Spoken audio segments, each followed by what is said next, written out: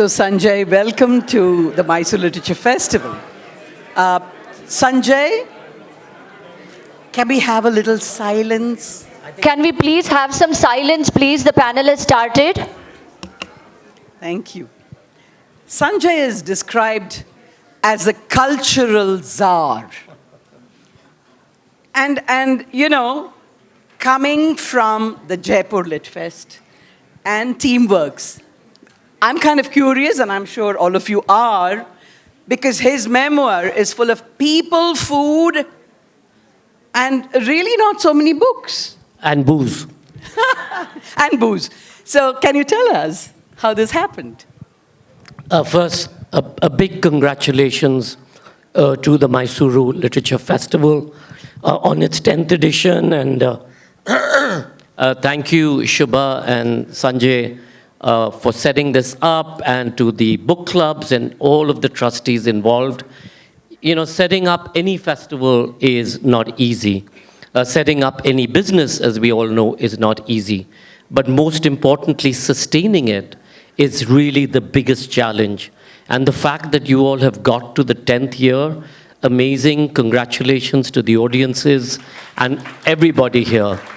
You know, the success of the Jaipur Literature Festival really is that we've been able to inspire about 300 other festivals across the world, from the Bay Area Berkeley Festival to Ubud, etc. And my hope is that every city and town, certainly in India and Southeast Asia, will have a wonderful festival like this. This is a gem of a festival in a gem of a city, and I'm absolutely honored to be here, and thank you very much for being in conversation. And to my hosts who've really given us one of the most comfortable nights last night. Thank you, Ryan, thank you, Jyotsna, for having hosted that. Everything that's said about me should not be believed, because it's myth-making. It's primarily because I have long hair, and I speak in a particular way that everybody thinks that I tick that cultural box, and that's what it is. But it's something that's always stayed with me. I've always about impassioned with the arts. In school, I was into theater. In university, I spent my time in St. Stephen's College doing either theater or being arrested because I used to protest about everything, as you did when you were in university. So my dad, who was the commander-in-chief of the Eastern Naval Command, used to every now and then have to come all the way out to Delhi to bail me out and take me to the Delhi Gymkhana, because my mom had told him, you know, he's on hunger strike, go get him a chicken sandwich, make sure that he has a bath, and all of that. But that was my life. My life was theater. And it was where I met Punita, my wife. And when she decided that we had to get married, I was very happy because I love partying. So I said, 10 days of partying, yes, we'll get married. But my father-in-law at that point of time said, so what do you do? So I said, I do theater. So he said, no, I mean, what's your job? So I said, no, I mean, I do theater. I'm a theater person. I pay myself 1,000 rupees a month. So that didn't impress him. And as the wedding grew closer, he was like, what you going to do to support my daughter? And I'm like, support your daughter? I'm in theater. Your daughter is a manager of a big firm. She's supporting us. Wrong answer, as you can imagine. Wrong answer. And that really, you know, set the cat among the pigeons. In those days, if we're talking about the early 80s here, in those days, television, if you all remember, Doordarshan had just gone private, so they started giving out, and you had things like Mahabharat and, you know, Ramayana.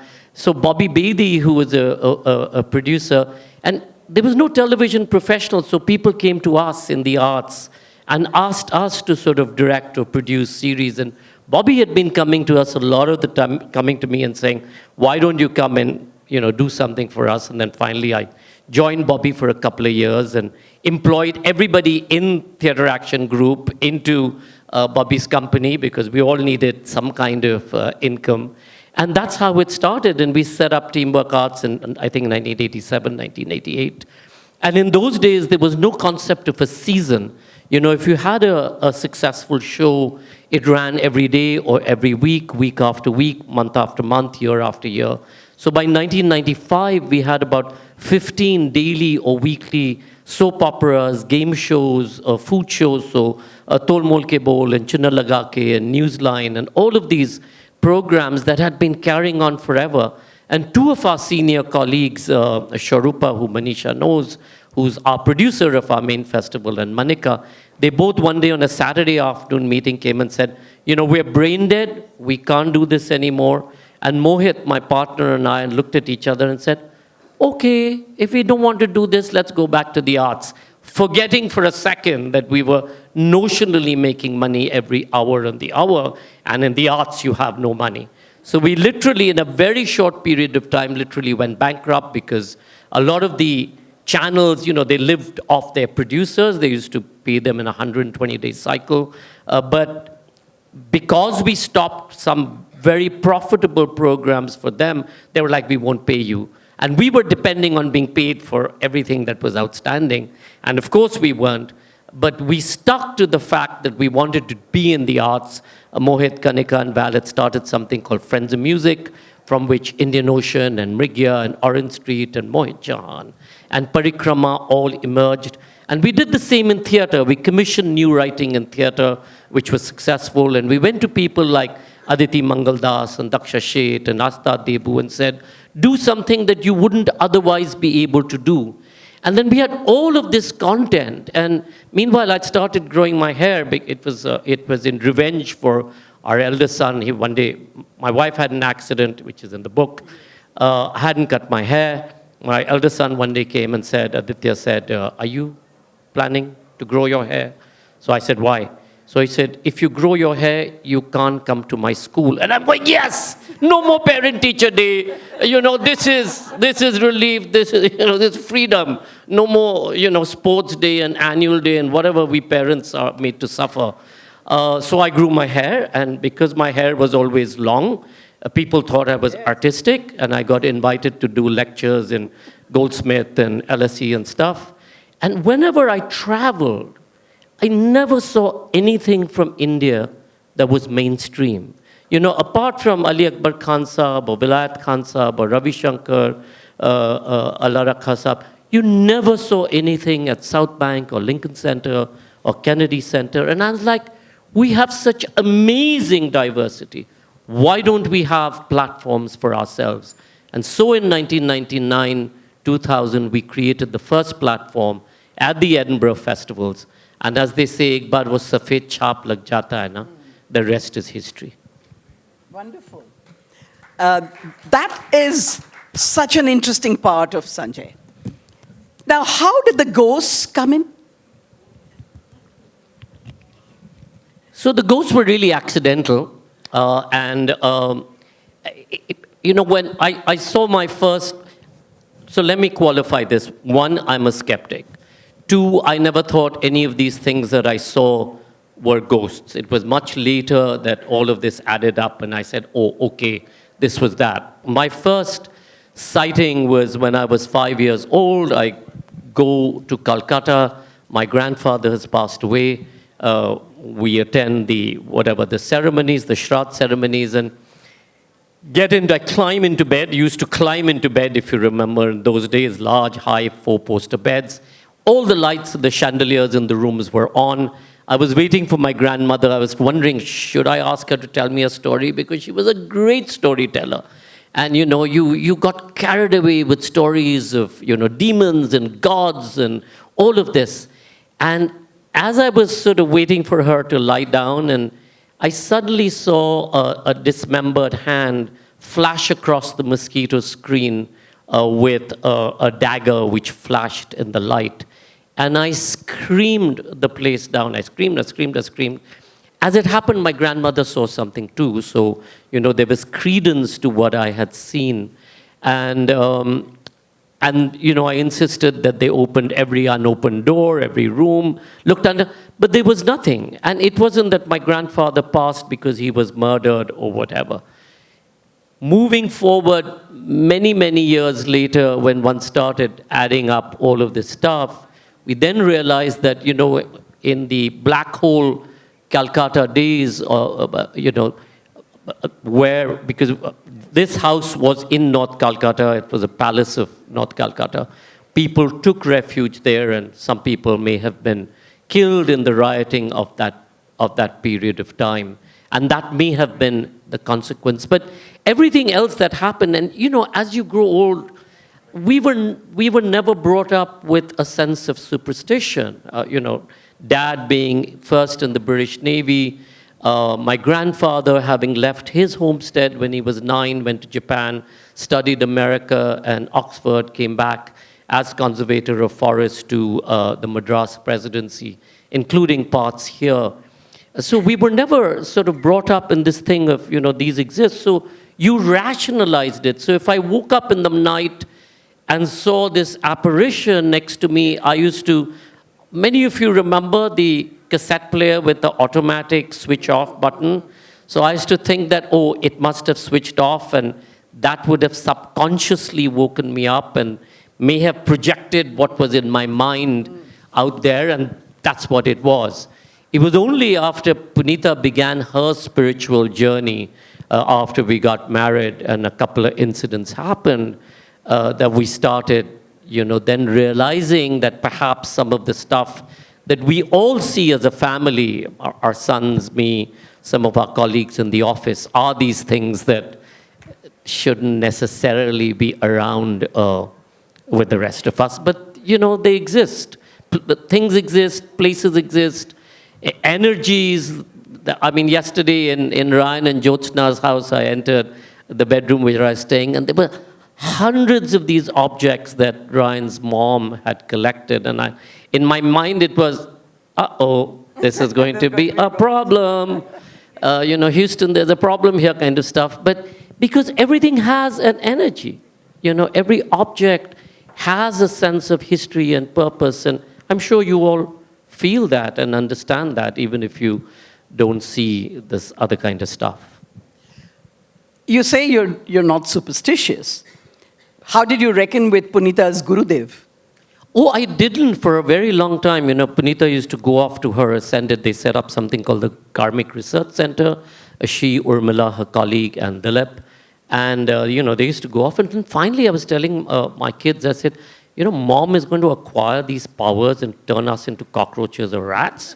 So let's go check it out. It was really self-defense or self-protection or whatever, which is how I landed up going to the Karmic Research Center. I enter, and the Ascended Master said, oh, so you've arrived. And, you need to go and fix your antenna. So go and do ABCDEFG, so primarily do an advanced course of Reiki, etc. And it was really, sometimes I receive when you're meditating, I'm sure you all receive, messages or information, but I used to feel really embarrassed. And I used to tell Punita and Urmila, I said, I'm not going to say this. How can I go up to somebody and say, this is the problem with them? This is so embarrassing. And they're like, no, if you've received a message, it's your responsibility to say it. So I'm like, okay. So I used to go up to a person and say, have you been, and great to see you, and have you recently had a health checkup or some such? Because there was no way I was going to go and tell them that, this is what the problem is, or perhaps. But the interesting thing is, if it did come true, they used to come back and then want to know everything about their past, future, and whatever. And, I'm not a soothsayer, and, that's not an area of interest as far as I'm concerned. But he gives a very vivid picture of the Goa trip. And it's quite horrendous.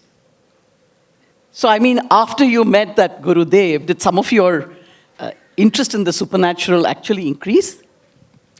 This is two different people. So this is, I inherited a face reader from my sister-in-law, who I think had got bored with him. So she said, why don't you go and speak to them kind of stuff. So he used to come twice a year. He comes from Shirdi.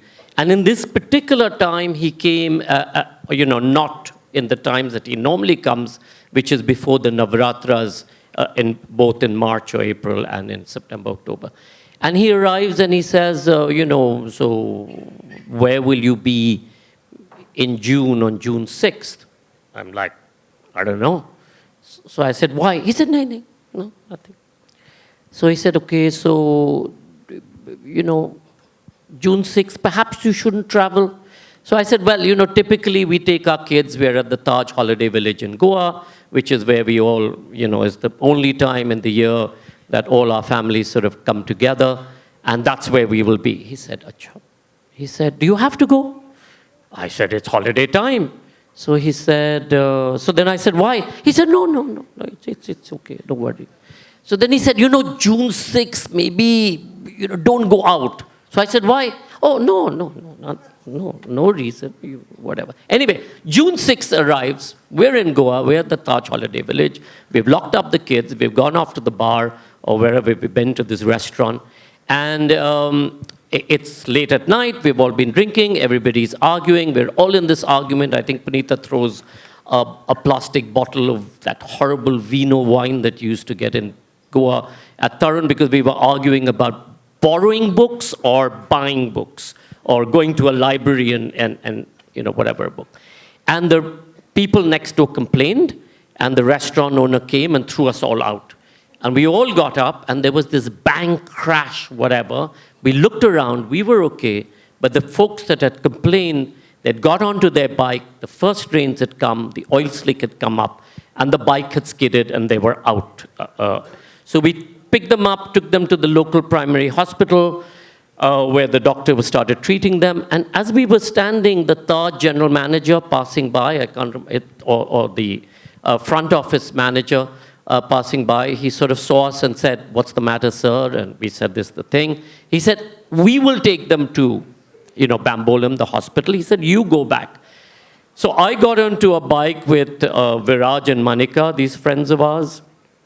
And Punita was on a bike with Tarun and Geetan. And as we were about to leave, Punita gets off and comes, taps my shoulder and says, you switch. And so I get onto the other, she goes onto this. And Tarun tells Viraj, boss, it's been a really crazy evening, drive slowly. And it wasn't much of a drive. And it was, the night, the mist had settled. So it was one of those nights. And as we approached the Taj, turning to Holiday Village, we see this bike spinning with 3 bodies scattered around.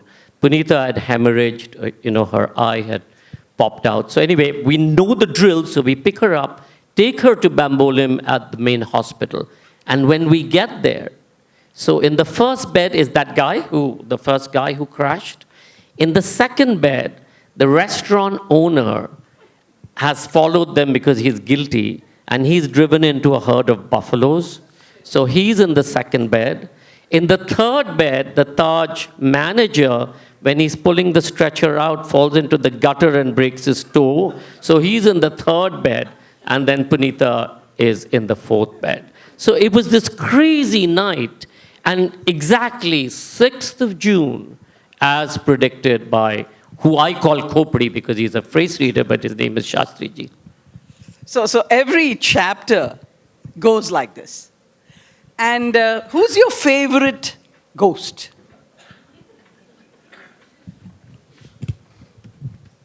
So just for the record, ghosts are not things to be encountered. Even today, if I see one, I jump out of my skin and run helter-skelter. However, in the book, there's been 2 instances, one where there's a sort of Casper type of ghost, and one there's a lady ghost who's quite sweet. So I'm in Valladolid. Valladolid is this erstwhile capital of Spain. It's where Isabella marries Ferdinand and sets up the Spanish Empire. It's also the place where the Inquisition is set up, So when you're in Valladolid, and we have JLF in Valladolid every year, you can still smell the blood on the stones. And it's a beautiful old heritage city which has been preserved. So this is 2001. I'm in Valladolid because we do a lot of work in Spain with the university and the city of Valladolid. And the mayor has, they start their dinners like us at 10 o'clock. But they serve you first half a cow, half a pig, 3 fish, half of whatever. So you're in food coma after a while. And remember, all the time you're drinking. So now it's 2 o'clock at night. I've gone back to the university where I'm staying, this beautiful room, a little bit Ryan Jyotsna, like your place, gigantomous, broken up into many whatevers. I get into bed, and I'm an insomniac, so what I have to do is I have to wear, an eye patch and then put a pillow on my head to tell my brain that it's time to go to sleep, all of this kind of stuff. So I've done all of that, and then I just feel that there's somebody in the room. So I take off the pillow, take off the eye patch, and in the alcove, there's this person standing, and I thought, room service or somebody's come to. So I sit up and I'm like, can I help? And as you scan a person, so I'm looking down and I'm going, uh-oh, no hands. And then I go down further and I'm going, oh, no feet either. And then I come back to the face and I'm going, oops, no neck. By which time, typically, I should have shot out of bed, run out of the room and been screaming hysterical. But this particular, apparition was very Casper-like, was looking at me, I was looking at him. I was like, should I turn the light off? Maybe he'll go away, And then as I turn to the light, disappears and, and then reappears in the alcove where the window is. And kept looking at each other, and after a while sort of fades off into the whatever. I go back to sleep, and I have a dream. And the dream is of this group of mendicants in white, or these young people in white with a little cap, with sort of long frock things, with a lantern crossing a bridge. And that's it. That's what the dream was. Fast forward to 2023, I've written the book. I've sent it to the editor, Udayan Mitra, my editor, who's the managing editor at HarperCollins, sends me a note saying, Sanjoy, can you give us a little bit more background information on the University of Valladolid and where you were, where this happened? So I write off to the rector and the vice chancellor, Paloma. I said, Paloma, I can't find anything in English. Would you have some material of the background of the university?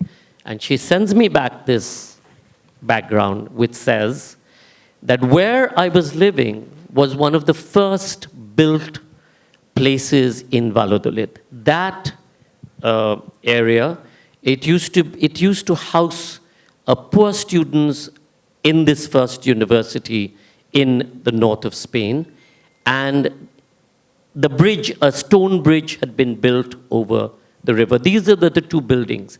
And on the other side of the bridge, there used to be a group of young mendicants who used to sing and practice and who were persecuted during the Inquisition. And this was literally 21 years later that supposed dream that I had and the apparition that I saw sort of gets tied up in some sense. It was crazy. You've been to various countries, different cultures. Has the supernatural been different in each country? Yeah, I mean, in Switzerland, for example, in our ambassador's home, most countries have ghosts of different denominations. Like in Bengal, for example, being such a racist and casteist country and state that we are, we have different kinds of ghosts. We have the Melcha, which is the Muslim ghost. We have a Brahmaditya, which is the Brahmin ghost. We have the Shachunni, we have the Churel. You have different kinds of things. So if you got newly married and you asked for a rasagulla or a lime at night, and your wife just reached out, meaning her hand extended all the way and picked up, you knew you were in trouble and you should run out of the room.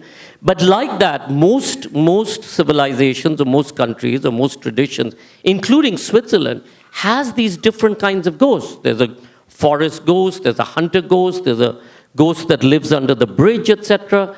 And that's true for all traditions. I mean, Mexico has, the Day of the Dead, for example, where they, like us, also pray to their foregone spirits. So every tradition has this sensibility that we may not necessarily see or feel these other energies, but they exist, and therefore you need to do something off and on to placate them. In Edinburgh, in the house that we used to stay, we used to have two very naughty ladies who, if you put your key down, like Punita said, here's the key, and I've come to get the keys disappeared. Or if Lynn from Nrityagram in Bangalore, when they're changing their costumes, if she left her churidar, it's disappeared. And then finally, one day, Punita got so irritated. We were running late. We had to get somewhere. She had lost something. And she said, this is it. Now stop it and return them right now. Everything arrived. The key came back. The naras were whatever. The pajamas appeared. So then after that, we said, okay, let's make peace. And we used to leave 2 glasses of brandy on the fireplace shelf. So it's a thing, if you're nice to them, they tend to be okay with you. In Safdarjung, in our home, the problem is that, they arrive at uncalled for times. And my thing is, you want to have a conversation with me, speak to my EA, find the time, happy to have a conversation. But 2:30 at night, is that a time that you really want to talk to me? Now, get out of this place. I don't have time. I'm not interested. I'm not here to try and sort out your world. My world is difficult. I mean, how can I help you? So that's my sort of attitude. Yeah, but they're all different. They have very different energies, and most of them are pretty horrible. So has any ghost actually guided any of your projects? It's not so much the ghost that guides one project, but all of us have an instinct, right? And I don't know whether you know about the CERN experiments that are happening in Geneva. Many of you may know, Harish will know, etc.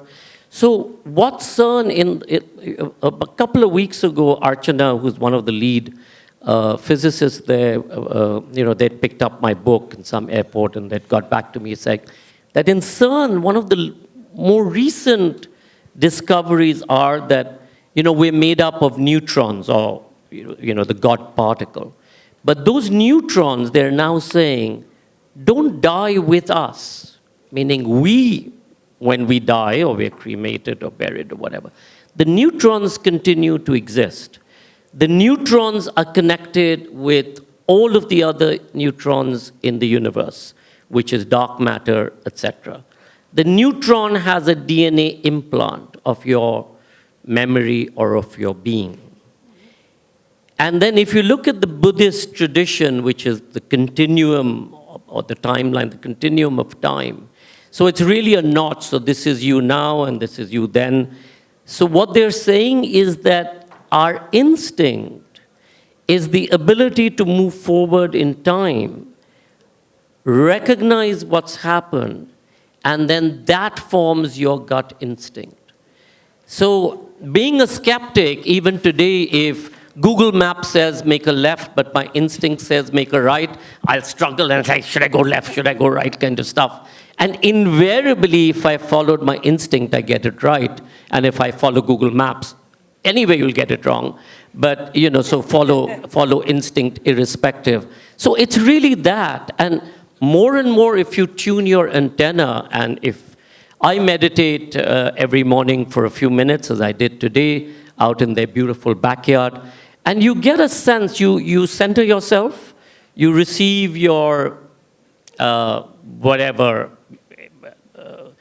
thoughts or ideas for the day, and you can, in some ways, sometimes I get a message and I'll call my colleagues, Ankur or Shams, whoever, and I'm like, there may be a fire on the stage. Do you want to just check the electric connection or whatever? And it helps sometimes to prevent. Sometimes you don't, because sometimes they're so bizarre, you feel a little awkward sharing it. But it's like when I wrote the book, Mala Singh, who Satyajit knows in Delhi, she's sort of a doyen, hosts the best table in the city. Mala called and said, Sanjoy,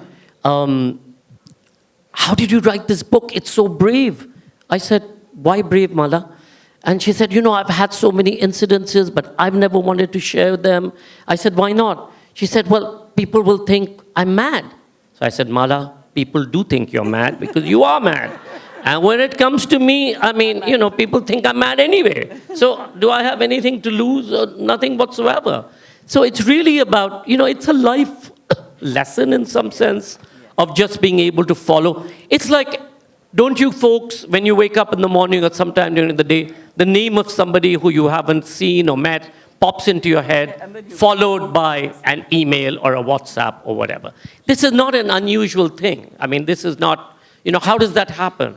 How was Mr. Ganesh drinking milk pre-WhatsApp, and that spread across? Everybody has these kinds of sort of moments. Do you think as we age, these revelations become stronger because we tend to go towards introspection, and some of our maybe thoughts and events that happened in our forefathers' times draws down? I think what happens, we become more accepting. Until unless you're the prime minister of the country who has only a point of view, but that apart. Cancel that stroke, cancel. But the rest of us, maybe, you tend to introspect, you tend to be far more accepting, because life's difficult, right? Life's never easy, but it's how you take on the challenge. And there's so many different ways, and sometimes you need that support. Faith, for example, is a great way that you look to support. You go to this astrologer thing because you want to know that there's hope.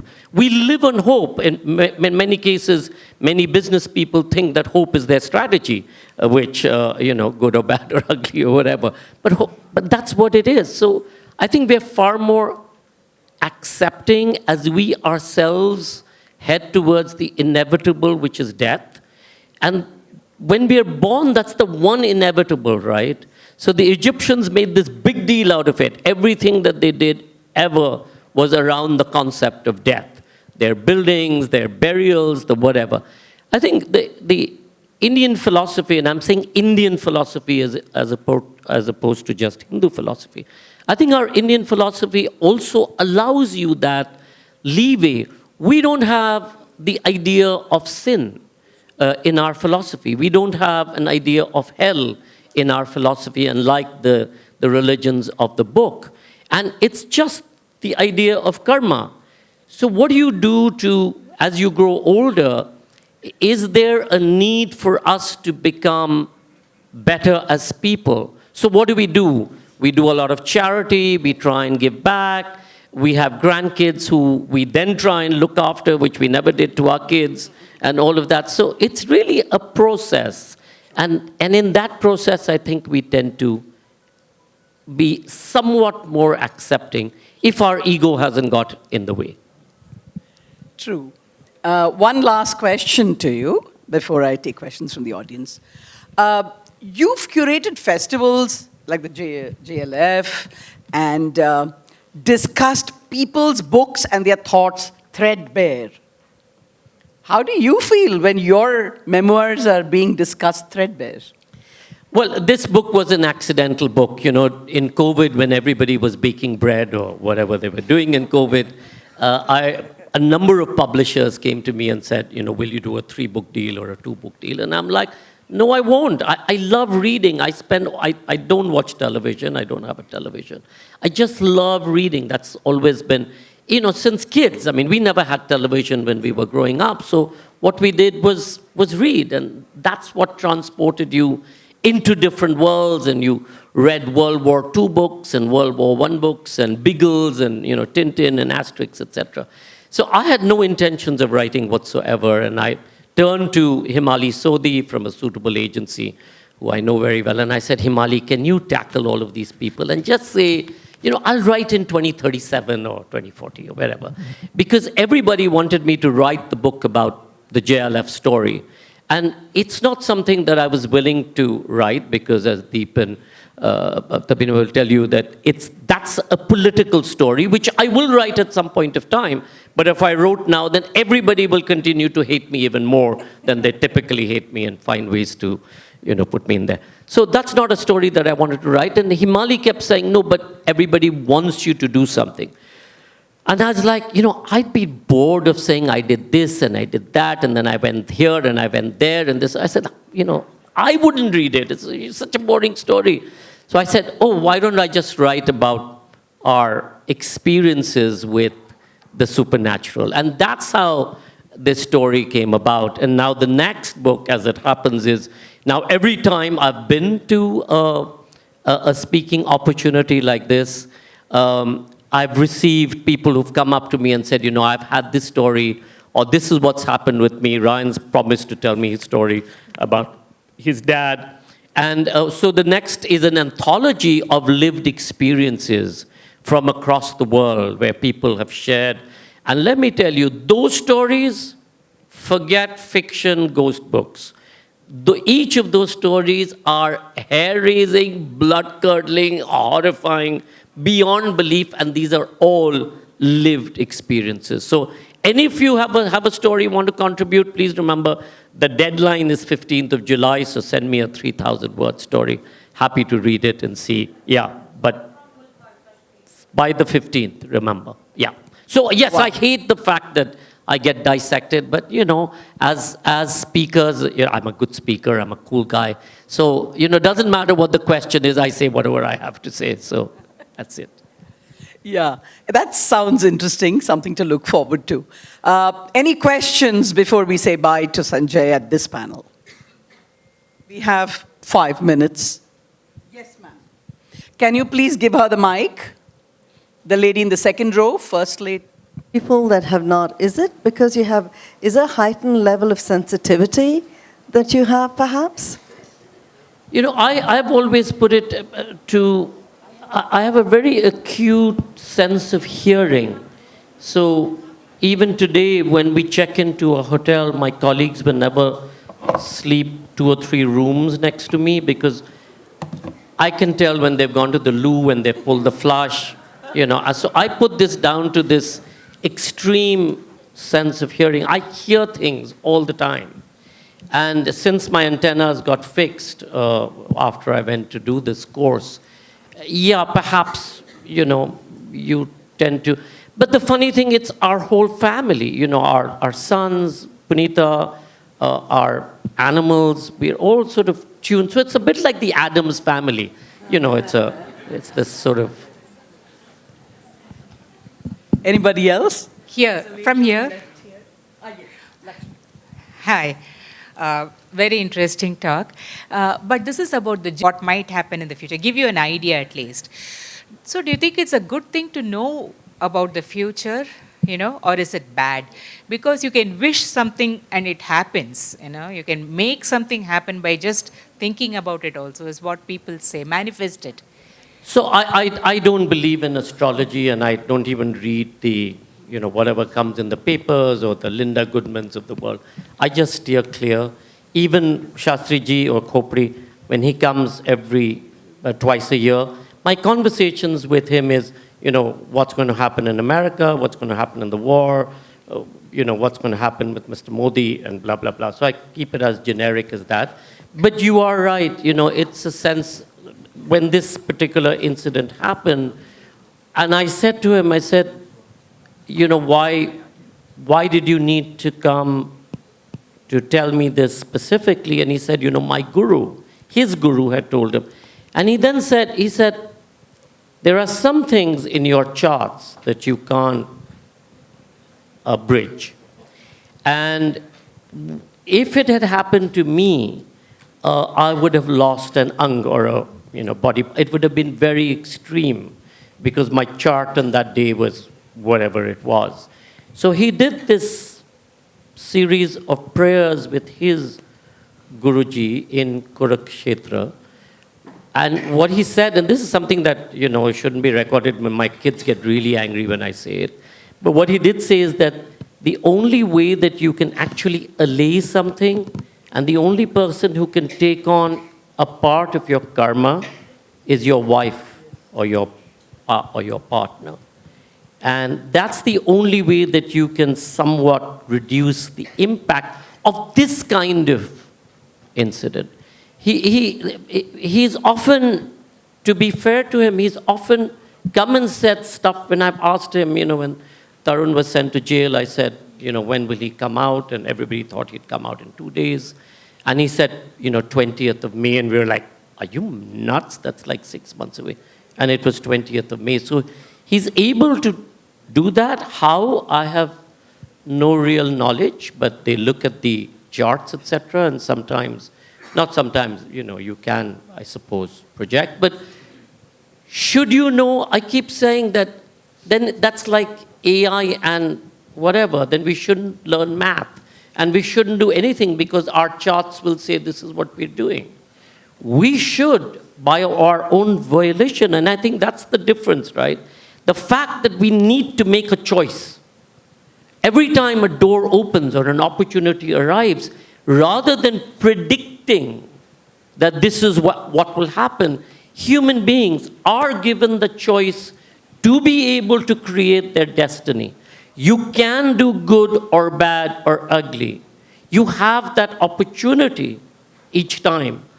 Sadly, doing bad is the sexy thing, so most of us choose that. That's typically the easiest thing to do. Violence or anger or hatred or shout at your wife or shout at your husband or slap your kids. That's the easy one. What's far more difficult to do is understand, introspect, look within yourself and say, in this kind of position, what would be the best thing to do?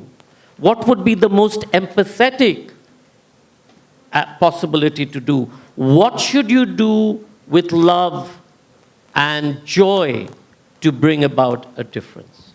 And that's something we don't do often enough. Can I have a mic? The last question. The I lady think in one the- last question, Last Shashi. question. Last question, yeah. I have two things to say, not exactly questions, but yeah, I have two things to say. The first thing is, I have a few spine-chilling things you might like, and how do I send them to you? Just write it and you, at the end, I'll give you my email ID and love to hear them. Okay, thank you. And second one is, I had like many times in the dark rooms or when I was younger than I am now. So when I suddenly flip off a switch, it's like dark, it's night time, and then I'm like, I have this feeling somebody is following me, and then I have to run out of the room and make sure I lock myself somewhere safe, and that's one thing. And when my sister says I'll go walk in the park at night, I'm like, no, don't do that. But she goes anyway. So like, are these things like real? Like, is it good to follow your gut feeling or? A for her to be able to share this. Everybody, a big round of applause. I'm so glad you shared this because when we are younger and our skepticism hasn't taken over, we're far more open to other presences. Certainly till the age of 4, if we've had a past life memory, it stays with us and then it starts fading. What they say is that we are born with, we choose our mothers and we choose to be born to be able to resolve some of our karma from our past lives. As we grow older, we forget the lesson that we are born, that we've decided to come to do. In my case, and Punita's case, when she did her past life regression, we realized that we were all together 1,000 years ago in Khajuraho, which is this temple town. I was a big baddie priest doing big ego things, sort of the Epstein of that time kind of thing. So, and she decided that, she was a priestess with siddhis, so she wanted to, let me fix you kind of stuff, which she still does right now. That's part of the karma, I think. And so we chose to be born. But that's a realization much later. Do these things exist? There's energies all around us. And if you have a gift to understand them and receive them, remember, do train yourself to send them love and light because they need healing. And they come to younger people because they feel that younger people are far more tuned to these other energies, as are dogs and cats and animals. So are they real? If they are real for you, they're real. You need to learn how to protect yourself, because some of them are baddies. So learn how to protect yourself. Protect yourself in a column of white and purple light, and I can have a conversation with you. And thank you so much. Yeah, that was a And just lovely to say conversation. A big thank you so much for doing this, and to all the volunteers and all of the wonderful people who make this festival happen. As I said, 10 years, congratulations. Hope you have many, many years to go, and look forward to being as supportive as one can. Thank you. Thank you, Sanjoy K. Roy and Dr. Sashikala Ramnath.